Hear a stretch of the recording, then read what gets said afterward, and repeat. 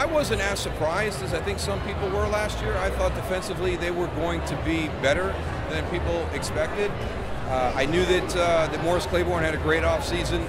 I knew that he and Brandon were both in contract years, which can up your play. So I thought defensively they were going to be better than people expected. I knew they'd still struggle to get pressure on the quarterback, but I thought that secondary was going to be good enough, you know, to kind of hold that together. When Tony got hurt, I don't think anybody could have expected Dak to come in and play the way he did. I was not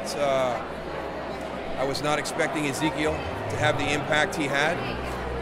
When the light bulb went on for me is the Seattle game in the preseason, when he knocked Cam Chancellor back, and then Cam Chancellor got up, pushed him, and then he went right back at Cam. I knew at that point that he had the right stuff to have a really good season. I'm excited to see what he does in the passing game this year. They're talking about being more involved in the passing game. So when you've got a great offensive line, the offense is going to be able to do a lot of good stuff. When Dallas gets a very, very good defensive line, they'll take some pressure off that back end. And I think that that's what's going to happen this year. I think up front they're going to be a lot better than people expect, and that's going to help a lot of young guys in the back kind of grow. And you do have Byron Jones is back there. I think Jeff Heath is an underrated player. So I think you're good at the safety spot. So it's really your corner position. I hope Orlando is okay. You know, the trade rumors during the course of the draft, that I saw a comment from him where, you know, he's going to use that as motivation to come out and play at another high level.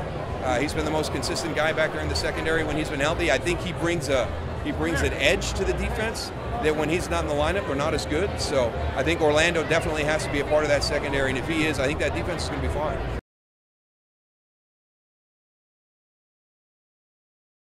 I haven't had an opportunity. You know, we kind of focus on the guys at the NFL level, and we have to adjust and get to know the young guys when they come in. I'm excited to see him. I'm excited to see Xavier Woods, to see if he's the sleeper that Dallas thinks they got. You know, he seems to be cut from the right cloth as well. Not disappointed in his draft position. Just happy to be in Dallas and have the opportunity. So I think they've had another really good draft. I really do. I think they've added quality. They've added some depth. And don't forget, we've got Jalen Smith and Charles Tapper, who didn't play last year. So we kind of had 2 draft picks coming into the draft already.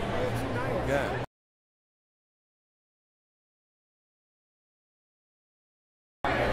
It was just a unique group of guys.